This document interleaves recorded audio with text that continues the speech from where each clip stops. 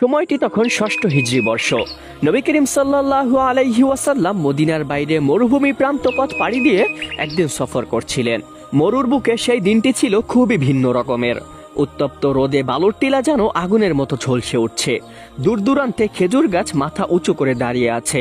হালকা বাতাস বইছে, কিন্তু সেই বাতাসেও বালুর ঝড়ের গন্ধ।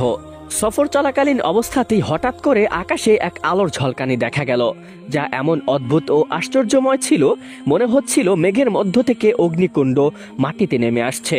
জ্বলন্ত আগুনের গোলা যেন আকাশে ছোটাছুটি করছে। সাহাবা একরাম এই বিষয়টি দেখে অত্যন্ত আতঙ্কিত হয়ে পড়লেন। তারা বলতে লাগলেন, এটা কি কোনো অলৌকিক শক্তি, নাকি আমাদের কোনো বিপদ ঘটতে চলেছে? তাদের মাঝে আতঙ্ক ছড়িয়ে পড়ল। কেউ ভাবতে লাগলো, শয়তান কি আমাদের কোনো ক্ষতি করতে চলেছে?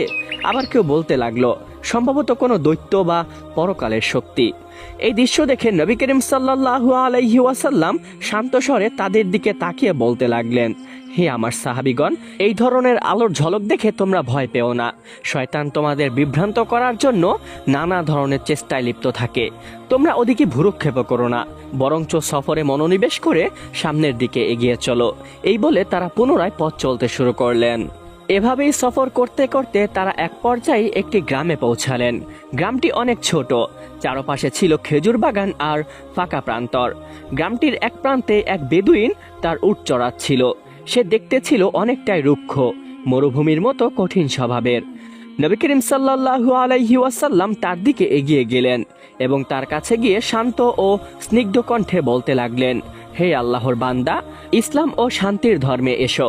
আমি তোমাকে আল্লাহর একত্ববাদের এবং ইসলাম ধর্মের দাওয়াত দিচ্ছি। সেই আল্লাহর ইবাদত করো, যিনি আকাশ ও জমিন সৃষ্টি করেছেন, এবং অবশ্যই আল্লাহর সাথে কারো শরিক করবে না। বেদুইন অবাক হয়ে নবী করিম সাল্লাল্লাহু আলাইহি ওয়াসাল্লামের দিকে তাকিয়ে রইল। সে কিছুক্ষণ চুপ থাকলো, অতঃপর রুক্ষ কণ্ঠে বলতে লাগলো, হে আগন্তুক ব্যক্তি, তুমি নিজেকে আল্লাহর রাসূল দাবি করছো। তুমি যদি আল্লাহর রাসূল হও, তবে তোমার সত্যতার প্রমাণ কি? আমি কিভাবে নিশ্চিত হব যে তুমি সত্যিই প্রেরিত আল্লাহর একজন বাস্তবেই নবী? তখন নবী করিম সাল্লাল্লাহু আলাইহি ওয়াসাল্লাম একটু মুচকি হাসলেন। তার চক্ষু তখনও শান্ত আর করুণাময়। তিনি চারপাশে তাকিয়ে দূরে দাঁড়ানো একটি গাছের দিকে ইশারা করে বলতে লাগলেন, হে আল্লাহর বান্দা, তুমি কি ওই গাছটি দেখতে পাচ্ছ? তখন বেদুইন মুচকি হেসে বলতে লাগলেন, হ্যাঁ, আমি সেই গাছটি দেখতে পাচ্ছি যেটি আপনি ইশারা করেছেন। তখন নবীজি বলতে লাগলেন, তবে যাও, তাকে বলো আল্লাহর রাসূল তোমাকে ডাকছেন। বেদুইন তখন ভুরুকুচকে কিছুটা অবিশ্বাসের সুরে বলতে লাগলো, গাছ কি কখনো মানুষের ডাকে সাড়া দেয়? তবুও কৌতূহল তাকে টেনে নিয়ে গেল সেই গাছের কাছে।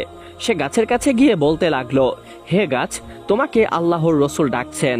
সঙ্গে সঙ্গে চারপাশের বাতাস যেন থমকে গেল। মাটি